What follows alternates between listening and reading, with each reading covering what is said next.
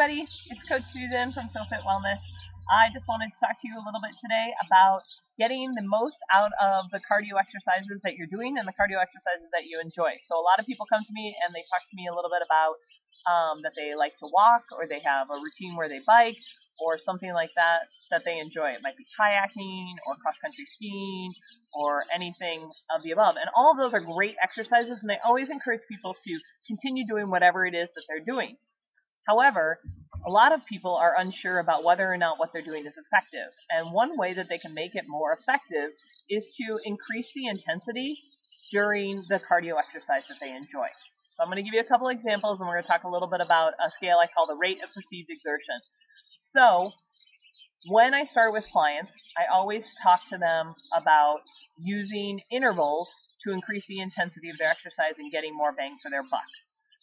What we usually start with, depending on their conditioning, is a ratio of 3 parts to 1 part.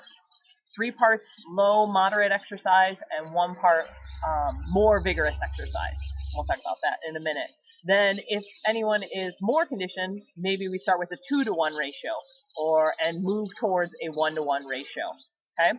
It could be 3 minutes to 1 minute, 2 minutes to 1 minute, but no matter how long the duration is, it's always 3 parts to 1 part that I begin with. During that 3 parts, the low, moderate exercise, I always like to have my clients rate that on a scale of 1 to 10. And that scale starts at 1, 1 being you're eating bonbons and sitting on the couch, and 10 being you're dead. And then we'll talk about everything that's in between. When you're working in the low, moderate range, you want to be in that 3, 4, 5 range. And that's what I call your go all day pace. It's something you can do all day long. You could walk at that pace all day long. You can bike at that pace all day long. Whatever it is that you enjoy, you could carry on a conversation very easily at that pace. When you move into the more vigorous or harder interval, you're going to move up into the 6, 7, 8 if you're a little bit, just starting exercise, or up into possibly 7, 8, 9.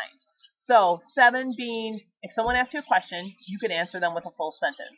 8 being, if someone asks you a question, you can get out maybe a word or a yes/no answer or something like that. And 9 starts to get up to that point where you kind of wish maybe you were dead.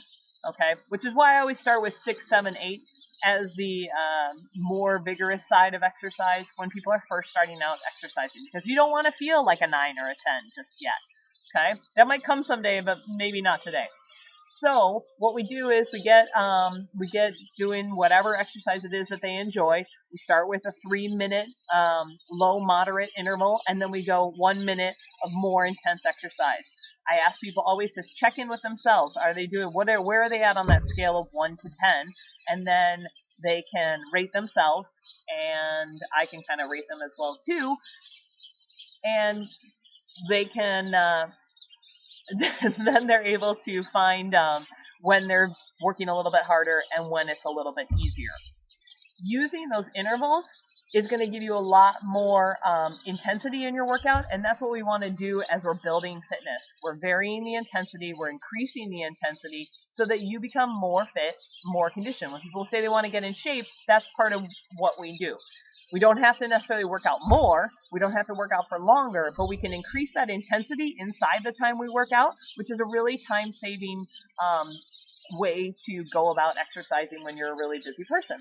All right, talk to you soon.